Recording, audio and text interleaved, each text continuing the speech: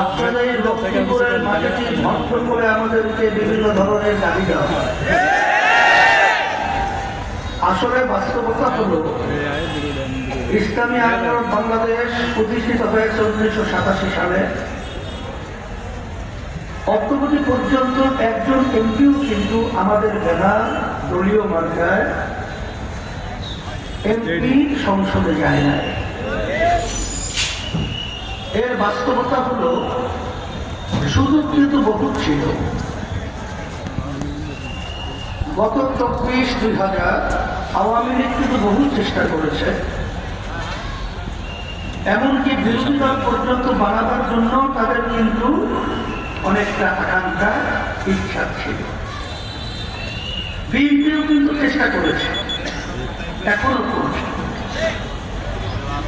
MP মন্ত্রী এবং সম্পদ সম্মানের জন্য ইসলামী আন্দোলন বাংলাদেশ রাজনীতি করে না। ইসলামী আন্দোলন বাংলাদেশ রাজনীতি করে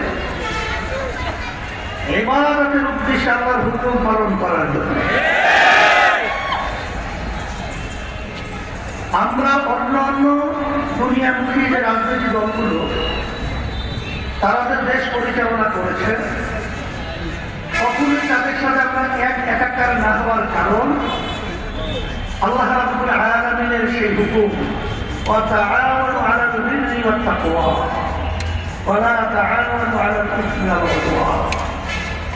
তোমরা ভালো কাজের সহযোগিতা থাকো, খারাপ কাজের বিরোধিতা থাকো। যারা এই 53 বছর দেশ পরিচালনা করেছিল এদের কাজগুলো আমরা দেখেছি।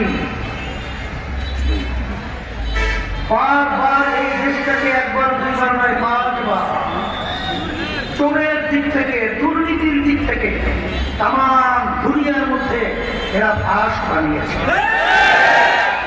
বিএনপি কয়েকবার দুর্নীতি থেকে ফাঁস, আওয়ামী লীগও দুর্নীতির দিক থেকে ফাঁস। এদের পরিচালনা আমরা দেখেছি হাজার হাজার নিরপরাধ মায়ের সন্তানগুলো